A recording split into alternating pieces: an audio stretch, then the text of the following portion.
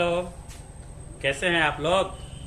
मैं अविनाश कुमार आप लोगों को पढ़ा रहा हूँ क्लास 10th का साइंस, नहीं, जिसमें हम लोग फिजिक्स पढ़ रहे हैं। उसका पहला लेसन, इसका नाम है प्रकाश का परावर्तन, नहीं।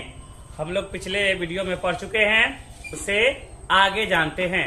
ठीक, आज हम लोग पढ़ने वाले हैं गोलीय दर्पण के लिए किरण आरेखों के बनावट। गोलीय दर्पण हमने पढ़ा है कितने प्रकार का? 2 प्रकार का। कितने प्रकार? 2 प्रकार। गोलीय दर्पण में जो दोनों जो प्रकार है, कौन कौन है गोलीय दर्पण का? अवतल दर्पण और उत्तल दर्पण, कि नहीं, जिसको कनकेव मिरर और कन्वेक्स मिरर अंग्रेजी में कहते हैं। जानते हैं जब गोलीय दर्पण के सामने किरण जब आपतित होती है तो क्या क्या होता है, कहाँ से आएगी किरण तो कहाँ प्रतिबिंब बनेगा, कि नहीं। चलिए जानते हैं उसके बारे में। ठीक, हम लोग पढ़ रहे हैं, पहला पढ़ते हैं कि मुख्य अक्ष के समांतर आपतित किरण, कि नहीं, किसमें?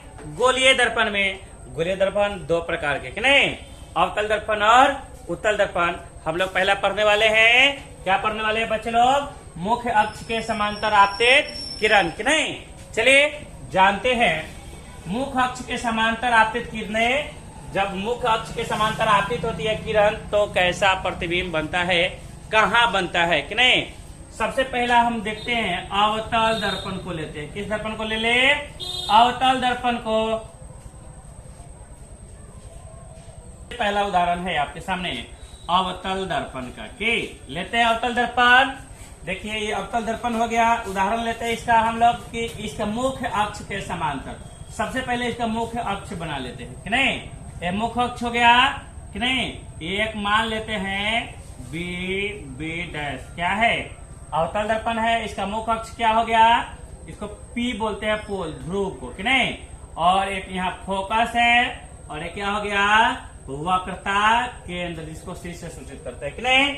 इसके मुख्य पहला क्या करा है क्वेश्चन, देखिए यहाँ क्या करे, मुख्य अक्ष के समांतर आपतित किरण, कि नहीं। तब देखिए इसका प्रतिबिंब कहाँ बनेगा, कैसे बनेगा, और ठीक ना, कहाँ से होकर के गुजरेगी। इसके मुख्य अक्ष यही है, इसके समांतर मतलब समान अंतर पे, या तो इधर से आए, कि नहीं, या इधर से आए, कि नहीं। समझ गए। चलिए मानते हैं कि यहाँ से एक किरण है आपतित हो रही है। मान लेते हैं ए है, ए से एक किरण आए, आपतित हुई, गोलीय दर्पण से टकराए, और टकराने के बाद जब, याद रखिएगा, याद करने का तरीका है, जब मुख्य अक्ष के या दर्पण गोलीय हो, गोलीय में अवतल हो या उत्तल हो, जब उसके मुख्य अक्ष के समांतर आपतित होगी ना किरण, तो दर्पण से टकराने के बाद, कि नहीं, मतलब दर्पण से परावर्तन के बाद कहां से गुजरेगी? उसके फोकस से गुजरेगी, कि नहीं। इसके कहां से गुजरेगी? फोकस से, कि नहीं। समझ गए। कोई दिक्कत? मान लेते इधर से नहीं आकर के किरण इधर से आ रही है ना, यहां से भी टकराएगी तो इसके फोकस से ही गुजरेगी। समझ गए। मुख्य अक्ष के समांतर जब भी आपतित होगी किरण, कोई भी किरण, तो कहां से गुजरेगी? दर्पण के फोकस से गुजरेगी, चाहे दर्पण अवतल हो या हो उत्तल, कि नहीं। चलिए जैसे हमने एक और दर्पण बना दिया, क्या एक दर्पण और हमने बना दिया, इसको अंदर से अभिरजित कर दिया, है ना। बोलिए इसका मुख्य अक्ष क्या हो गया? पी। ये उत्तल दर्पण हो गया, और ये कौन सा दर्पण है? अवतल दर्पण, कि नहीं। बहुत काम का चीज है, ये बोर्ड में हमेशा पूछते रहता है, ठीक ना। ये अवतल दर्पण हो गया, और इसको हमने अंदर से भीतरी सतह को अभिरजित कर दिया, तो ये उत्तल दर्पण बन गया। कौन सा दर्पण? उत्तल दर्पण। जब कह रहा है कि इसका दर्पण का फोकस हो गया, और क्या हो गया? वक्रता केंद्र समान दूरी पर ही इधर से कह रहा है कि जब, यही क्वेश्चन सेम टू सेम इसके लिए है कि मुख्य अक्ष के समांतर आपतित किरण, तो इसमें भी वही होगा कि जब मुख्य अक्ष के समांतर आपतित होगी कोई किरण, ठीक, मान लेते इसका मुख्य अक्ष क्या है? यही है ना, पीसी ही है मुख्य अक्ष, इसके समांतर आपतित हो रही है किरण, कि नहीं। बोलिए मुख्य अक्ष के समांतर आपतित हो रही है, इसके समांतर है कि नहीं। अब एक है अवतल दर्पण, इसके मुख्य अक्ष के समांतर ये किरण क्या हो रही है? आपतित हो रही है। तो मुख्य अक्ष के जब समांतर आएगी तो कहां से लगेगा कि फोकस से गुजर रही है। अवतल दर्पण में, सॉरी उत्तल दर्पण में, और टकराने के बाद कहाँ ऐसे निकल जाएगी। बोलिए, जब मान लेते इधर से आती है किरणें, ठीक ना, दर्पण से टकराए और फिर ऐसे निकलेगी ना, तो आप इसको आभास क्या होगा यहाँ से कि नहीं, इसके फोकस से होकर जा रही है कि नहीं। समझ गए कि गोलीय दर्पण में जब मुख अक्ष के समांतर किरणें आपतित होगी ना, तो दर्पण से परावर्तन के बाद उसके फोकस से गुजरेगी, और अवतल दर्पण में फोकस से गुजरते हुए प्रतीत होगी, मालूम पड़ेगी कि नहीं। समझ गए। चलिए आगे समझते हैं हम लोग, ठीक, इसको नोट कर लीजिए। जब देखिए दूसरा हम लोग पढ़ने वाले हैं कि जब फोकस की दिशा में किरण आपतित होगी कि नहीं, किसके दिशा में, फोकस के। तो चलिए जानते हैं फोकस के, सबसे पहले जानते हैं, चलिए अब हम लोग जानते हैं फोकस की दिशा में आपतित किरण। जब फोकस की दिशा में किरण आपतित होगी दर्पण के सामने, तब क्या होगा कि नहीं। तो देखिए हमने एक अवतल दर्पण बना दिया, ये इसका मुख अक्ष है, पी इसका ध्रुव है, एफ क्या हो गया, फोकस हो गया, और ये वक्रता केंद्र हो गया कि नहीं। तो देखिए फोकस की दिशा में जब किरणें आपतित होगी ना, तो मुख अक्ष के समांतर निकलेगी, कब, दर्पण से परावर्तन के बाद। जैसे देखिए ए उसके क्या है, फोकस, फोकस की दिशा में किरण आपतित हुए और टकराने के बाद कहां से निकले, मुख अक्ष के समान अंतर पे निकले कि नहीं निकले। चलिए अब यहाँ से क्या करते हैं, एक लंब डाल देते हैं, इसका जो दर्पण का वक्रता केंद्र जो होगा इस पे लंब। तो जानते हैं ये क्या हो गया, आपतित किरण हो गया, और ये परावर्तित किरण हो गया कि नहीं। ये क्या हो गया, आए, और ये हो गया आर। तो समझ गए कि जब फोकस की दिशा में किरणें आपतित हो गए तो क्या होगा, मुख अक्ष के समांतर निकलेगी। समझ गए, ये आपतन कोण हो गया और ये परावर्तन कोण हो गया कि नहीं। आप इसको नोट कीजिए। अब हम लोग उत्तल दर्पण को जानते हैं। ये क्या हो गया, एक हमने उत्तल दर्पण खींच दिया, ये हमने कलई कर दिया अंदर से, उत्तल दर्पण बन गया। इसका ये क्या हो गया, मुख अक्ष कि नहीं, जिसको पी से सूचित करते हैं, हो गया। ये क्या हो गया, इसका फोकस हो गया, और ये दर्पण का एकदम सीधा बनाइएगा, ठीक ना। ये दर्पण का वक्रता केंद्र हो गया कि नहीं। देखिए कह रहा है कि फोकस की दिशा में आपतित किरण, तो यही ना इसका फोकस है, इस दर्पण का यही ना फोकस है। इसके जब दिशा में किरण आपतित हो रही है ना, इसके दिशा में, किसके, फोकस की दिशा में जब किरणें आपतित हो रही है, तो देखिए दर्पण से किरण की दिशा में आपको मालूम चलेगा कि फोकस की दिशा में आ रही है कि नहीं। तो दर्पण से परावर्तन के बाद कहां से गुजरेगी, मुख अक्ष के समांतर गुजरेगी ना, हो गया। अब हमने क्या कर दिया, यहाँ से लंब डाल दिया कि नहीं, यहाँ से हमने क्या कर दिया, लंब डाल दिया। हम जानते हैं प्रकाश के परावर्तन के नियम से क्या हो गया, ए लंब हो गया, नॉर्मल एन से सूचित करते हैं। ये आपतित किरण हो गया, तो आपतित किरण और अभिलंब के बीच में जो कोण बनता है उसको आपतन कोण कहते हैं, आई द्वारा सूचित करते हैं। और ये क्या हो गया, ये परावर्तित किरण, तो परावर्तित किरण और अभिलंब के जो बीच में कोण बनेगा उसको आर द्वारा सूचित करते हैं। समझ गए। जब फोकस की दिशा में किरण आपतित होगी, गोलीय दर्पण, चाहे वो दर्पण उत्तल हो या अवतल हो, तो उसके कहां से गुजरेगी, मुख अक्ष के समांतर। समझ गए। चलिए आगे जानते हैं और आसानी से समझते हैं, ठीक। अगला है वक्रता केंद्र की दिशा में आपतित किरण, नहीं। जब किरणें दर्पण पे वक्रता केंद्र की दिशा में आपतित होती है तब क्या होती है, बड़ी आसान है, बहुत आसान है, नहीं। वक्रता केंद्र की दिशा में जब किरणें आपतित होगी ना, तो वापस वक्रता केंद्र की दिशा में ही लौट जाती है कि नहीं। क्यों, क्योंकि दर्पण का वक्रता केंद्र जो है क्या होता है, किसी दर्पण के सामने किसी भी बिंदु के लिए अभिलंब होता है। क्या होता है, अभिलंब होता है ना। मतलब चलिए एक समझते हैं इसको चित्र के द्वारा कि नहीं। अगर मान लेते हैं दर्पण क्या है, अवतल है। कौन सी दर्पण है, अवतल है कि नहीं। इसका मुख अक्ष हो गया, इसका एफ हो गया, इसका सी हो गया, और ये क्या हो गया, पी हो गया कि नहीं। चलिए इसको इतना लिखिए, कॉपी कलम जरूर लेके बैठिए, आगे बताते हैं। हो गया।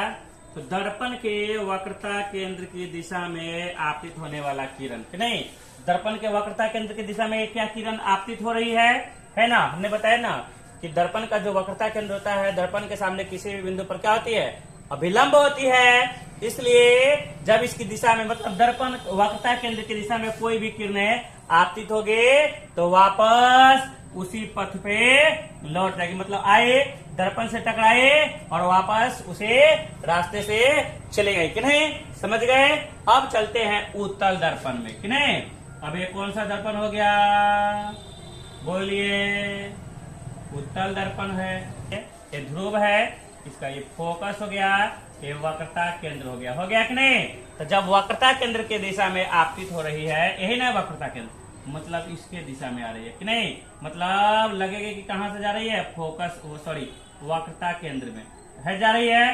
बोलिए, हमारा थोड़ा तिरछा हो गया, टेढ़ा हो गया, आप लोग इसको गलत नहीं बनाएंगे, ठीक। आया, आपतित किरण हुआ, दर्पण से टकराया और वापस फिर इसी रास्ते से मुड़ जाती है। बहुत आसान है ना, कि नहीं। हम लोग पहला पढ़े हैं कि जब मुख अक्ष के समांतर आएगी किरणें तो क्या होगी, तो जब मुख अक्ष के समांतर आएगी किरण तो दर्पण से परावर्तन के बाद उसके फोकस से गुजरेगी। दूसरा पढ़े हैं कि जब फोकस की दिशा में आपतित होगी किरण तब क्या होगा, कि नहीं। चलिए, तो जब फोकस की दिशा में किरणें आपतित हो रही थी तो दर्पण से परावर्तन के बाद उसके मुख अक्ष के समांतर निकल रहे थे। और अभी हमने पढ़ा कि वक्रता केंद्र की दिशा में जब किरण आपतित होती है तो क्या होती है, जब वक्रता केंद्र की दिशा में किरण आपतित होती है तो वापस वक्रता केंद्र की दिशा में ही दर्पण से परावर्तन के बाद लौट जाती है, कि नहीं, समझ गए। चलिए, एक और पॉइंट है अगला, वो भी समझते हैं, ठीक। चलिए, इसको नोट कर लीजिए, के दिशा में आपतित किरण, चौथा पॉइंट, कि नहीं, हम लोग इसको समझे। अब जानते हैं जब ध्रुव की दिशा में किरणें आपतित होती है दर्पण पर तो क्या होता है। हम लोग जान रहे हैं, देख रहे हैं कि जो दर्पण का ध्रुव है पोल, कि नहीं, है ना, ये दोनों दर्पण है। ये कौन सी दर्पण, अवतल दर्पण, कि नहीं, और ये उत्तल है ना जी। ये उत्तल दर्पण, ये अवतल दर्पण भी लिख देता, ठीक है ना। देखिए, ध्रुव और ये प्रधान अक्ष क्या है, दर्पण पर अभिलंब है, क्या है, अभिलंब है। दर्पण पर बीचों बीच ये क्या है, अभिलंब है। तो देखिए, जब ध्रुव की दिशा में आपतित किरण है, जब ध्रुव के दिशा में किरणें आपतित होती है, कि नहीं, जब ध्रुव की दिशा में किरण आपतित होती है, अगर आई कोण बनाते हुए आपतित हो रही है तो दर्पण से परावर्तित जब होगी तो फिर आर कोण बनाते हुए, कि नहीं। हम लोग परावर्तन के परावर्तन के नियम से जानते हैं, कि नहीं, कि दर्पण पर अगर आई कोण बनाते हुए आपतित होगी, ध्रुव क्या है, अभिलंब है, तो यहाँ पे आर कोण मतलब परावर्तन कोण बनाते हुए वापस होगी। ठीक, इसी प्रकार ये भी है उत्तल दर्पण में भी, कि नहीं, ये जितना इस कोण का मान होगा, मतलब आई जो होगा वही आर, मतलब आपतन कोण और परावर्तन कोण आपस में बराबर होते हैं। समझ गए कि ध्रुव की दिशा में जब किरणें आपतित होगी दर्पण पर, कि नहीं, जब ध्रुव की दिशा में किरणें दर्पण पर आपतित होगी तो मुख अक्ष ध्रुव पे पड़ेंगे और वहां से फिर आई कोण बनाते हुए जितना डिग्री, मान लेते हैं 60 डिग्री का कोण बनाते हुए आपतित होगी तो 60 डिग्री का कोण बनाते हुए परावर्तित भी होगी। ठीक, वैसा ही इसमें भी होगा। ठीक, समझ लिए, आगे चलते हैं। ठीक, चलिए अब हम लोग पढ़ते हैं दर्पण का उपयोग, कि नहीं, अवतल दर्पण। दर्पण में सबसे पहले अवतल दर्पण का उपयोग हमने लिख दिया है, कि नहीं, हजामत बनाने में। हजामत समझते हैं, सैलून में गए होंगे दाढ़ी बनवाने, दाढ़ी बनवाना मतलब उसको हजामत कहते हैं, कि नहीं। हजामत बनाने में टॉर्च, वाहनों के हेडलाइट, सर्च लाइट खोजने के लिए, डॉक्टरी में होता है इसका उपयोग, रोगियों के आंख, कान, नाक, गला, इस सब के जांच में, और सौर भट्टी में इसका उपयोग होता है, कि नहीं। अवतल दर्पण का उपयोग क्यों होता है दाढ़ी बनाने के लिए, या टॉर्च में, या वाहनों के हेडलाइट में, क्योंकि इसका ये जो है ना किसी छोटा वस्तु को बड़ा करके दिखाता है, कि नहीं। इसमें बड़ा प्रतिबिंब बनता है और सीधा बनता है। निकट की वस्तु का प्रतिबिंब कैसे बनाता है, सीधा बनाता है। इसलिए अवतल दर्पण का उपयोग हजामत बनाने में टॉर्च, वाहनों के हेडलाइट, सर्च लाइट, रोगियों के आंख, नाक, कान, गला, इस सब के जांच में किया जाता है कि नहीं। अब है आपके सामने उत्तल दर्पण कि नहीं।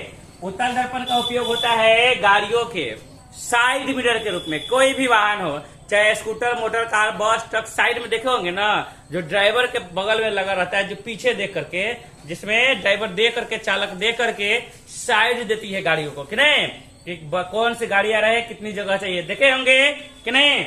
तो साइड मिरर के रूप में उत्तल दर्पण का उपयोग होता है। क्यों होता है उत्तल दर्पण का उपयोग साइड मिरर के रूप में? तो उत्तल दर्पण का दृष्टि क्षेत्र क्या होता है, बड़ा होता है, विस्तृत होता है, बहुत दूर तक, बहुत दूर के वस्तु को ये दिखता है। और उत्तल दर्पण में किसी वस्तु का प्रतिबिंब छोटा बनता है कि नहीं, और ये सीधा बनाता है प्रतिबिंब, हम लोग को सीधा सीधा दिख भी जाता है कि नहीं। इसलिए उत्तल दर्पण का उपयोग साइड मिरर में होता है। चलिए अब हम लोग आगे जानते हैं। अब हम लोग पढ़ने जा रहे हैं चिन्ह परिपाटी कि नहीं। जल्दी जल्दी समझते हैं ये होता क्या है। आप ग्राफ बनाते होंगे कि नहीं, उसी प्रकार हमने क्या कर दिया, एक्सिस खींच दिया कि नहीं, खींच दिया। ये वाई एक्सिस और ये एक्स एक्सिस है कि नहीं, ये एक्स है और ये एक्स डैश कि नहीं, वाई और वाई डैश। अगर ये आपतित प्रकाश, आपतित प्रकाश कि नहीं, कि दिशा जो है इधर तरफ है, आपतित प्रकाश के दिशा कि नहीं, आसानी से समझिए चिन्ह परिपाटी। ये हो गया आपतित प्रकाश की दिशा। अगर प्रकाश की दिशा इधर है, आ रही है कि नहीं, और ये क्या हो गया इसका मूल बिंदु, क्या हो गया मूल बिंदु, या गोलीय दर्पण का ध्रुव कह लीजिए इसको कि नहीं। अगर आपतित प्रकाश की दिशा जो है, अगर मूल बिंदु से बाईं ओर की जब दूरी को हम लोग मापेंगे, ठीक ना, इसको लिख देते हैं, मूल बिंदु से बाएं ओर, आप लोग सुनते चलिए, लिखते चलिए, बाईं ओर, तो ये होता है ऋणात्मक। कैसे मापते हैं, ऋणात्मक मतलब नेगेटिव चिन्ह के साथ कि नहीं। अगर दाहिना तरफ प्रकाश की दिशा में मापते हैं, मतलब प्रकाश की विपरीत दिशा में, तो मूल बिंदु से बाईं तरफ क्या होगा, ऋणात्मक होगे, और दाईं ओर धनात्मक कि नहीं, समझ लीजिए आसानी से। और जब मूल बिंदु से इस एक्स एक्सिस से ऊपर की तरफ मापेंगे जब दूरी, तो ऊपर की तरफ तो भी होगे धनात्मक कि नहीं, और नीचे की तरफ मापेंगे मूल बिंदु मतलब एक्स एक्सिस से नीचे की तरफ, तो क्या हो गई, ये भी दूरी क्या हो जाएगी, ऋणात्मक कि नहीं। समझ गए चिन्ह परिपाटी। अगर आपतित प्रकाश की दिशा इधर है, तो मूल बिंदु से बाईं ओर मापेंगे तो दूरी ऋणात्मक होंगे, दाईं ओर जब बढ़ेंगे तो दूरी धनात्मक होगी कि नहीं, और ऊपर की ओर जब मापेंगे फिर भी दूरी धनात्मक होगी, और नीचे की तरफ जो दूरी क्या होती है, ऋणात्मक होती है। समझ गए। चलिए आगे समझते हैं, नोट कर लीजिए। चलिए आप इसको नोट कर लीजिएगा, ध्यान देने योग्य बातें हैं कि अवतल दर्पण की वक्रता त्रिज्या तथा फोकस दूरी ऋणात्मक होती है। अवतल दर्पण की वक्रता त्रिज्या तथा फोकस दूरी ऋणात्मक होती है। जब भी हम न्यूमेरिकल बनाएंगे तो हमको इस समय जरूरत पड़ेगी कि नहीं। और उत्तल दर्पण की वक्रता त्रिज्या तथा फोकस दूरी धनात्मक होती है कि नहीं। उत्तल दर्पण की वक्रता त्रिज्या तथा फोकस दूरी धनात्मक होती है। ठीक, लिख लीजिए, इसको याद कर लीजिए। अब हम लोग जानते हैं दर्पण सूत्र कि नहीं। दर्पण सूत्र जिसको अंग्रेजी में मिरर फॉर्मूला बोलते हैं। क्या बोलते हैं, मिरर फॉर्मूला। ये दर्पण सूत्र क्या है कि नहीं। तो गोलीय दर्पण के लिए जानिए क्या है दर्पण सूत्र, सुन के याद हो जाएगा, सुन के ध्यान से सुनिए तो सही, लिखने की जरूरत भी नहीं है कि नहीं।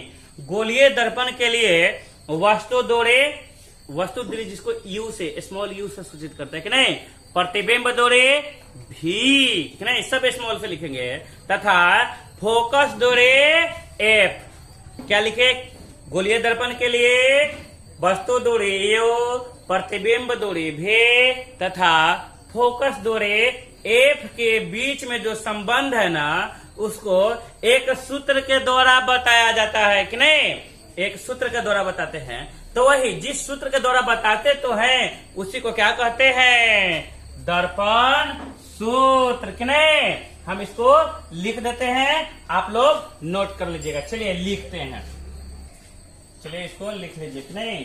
गोलीय दर्पण के लिए वस्तु दूरी एओ, प्रतिबिंब दूरी भे तथा फोकस दूरी एफ के बीच के संबंध को एक सूत्र के द्वारा बताया जाता है कि नहीं, जिसको क्या कहते हैं, दर्पण सूत्र। क्या है वो संबंध जान लीजिए कि 1/u कि नहीं प्लस 1/v बराबर 1/f। यही तो है वह संबंध कि 1/u प्लस 1/v बराबर 1/f। तो समझ गए हैं, u क्या है जहां वस्तु दूरी कि नहीं, u क्या है वस्तु दूरी, v क्या है प्रतिबिंब दूरी, v क्या है प्रतिबिंब दूरी, f हो गया फोकस दूरी। अब दर्पण सूत्र जो है हमेशा याद रखने की चीज है, याद रहेगी तभी आपसे न्यूमेरिकल बनेंगे, समझे कि नहीं। और ये पूछता भी है हमेशा, तो जान लीजिए कि क्या है, गोलीय दर्पण के लिए वस्तु दूरी, प्रतिबिंब दूरी तथा फोकस दूरी के बीच के संबंध को जिस सूत्र के द्वारा बताते हैं, दिखाते हैं, दर्शाते हैं, उसे ही क्या कहते हैं, दर्पण सूत्र कहते हैं कि नहीं। जैसे ये सूत्र क्या होता है, दर्पण सूत्र 1/u प्लस 1/v बराबर 1/f, जहाँ u वस्तु दूरी, v प्रतिबिंब दूरी, f फोकस दूरी कि नहीं। चलिए थोड़ा सा और आगे इस लेसन में पढ़ते हैं, ठीक ना, नोट कर लीजिए, इसको लिख लीजिए। अब हम लोग जानते हैं आवर्धन कि नहीं, जिसको अंग्रेजी में कहते हैं मैग्निफिकेशन। क्या है आवर्धन, सो जानिए, बहुत आसान है, कुछ नहीं है कि प्रतिबिंब के ऊंचाई और वस्तु के ऊंचाई, प्रतिबिंब के ऊंचाई और वस्तु के ऊंचाई के अनुपात को ही तो आवर्धन कहते हैं कि नहीं। प्रतिबिंब की ऊंचाई और वस्तु के ऊंचाई को अनुपात को क्या कहते हैं, आवर्धन कहते हैं कि नहीं। और आवर्धन को स्मॉल m के द्वारा सूचित किया जाता है। फॉर्मूला लिखना हो कि आवर्धन m कहिए या आवर्धन कि नहीं, तो आवर्धन का फॉर्मूला क्या होता है बताइए। तो प्रतिबिंब की ऊंचाई बटे वस्तु की ऊंचाई, प्रतिबिंब की ऊंचाई बटे वस्तु के ऊंचाई, ये आवर्धन का फॉर्मूला होता है। या m बराबर प्रतिबिंब की ऊंचाई को h डैश से सूचित करते हैं और वस्तु की ऊंचाई को h से, अर्थात m बराबर h डैश बटे l। चलिए तब तक के लिए अब यह लेसन हुआ हमारा खत्म, और जो भी चीजें पढ़ते रहे, एक बार हम अगले वीडियो में इस पाठ के से संबंधित जितने भी ऑब्जेक्टिव क्वेश्चन है, एनसीईआरटी का जो ऑब्जेक्टिव क्वेश्चन है, जो बोर्ड में पूछता है और बहुत VVI है, मैं अगले वीडियो में उसको कराऊंगा कि नहीं। तब तक आप इसको पढ़िए, देखिए, याद कीजिए, लिखिए, बोर्ड की तैयारी कीजिए। चलिए मिलेंगे फिर अगले वीडियो में, तब तक के लिए ओके बाय टाटा।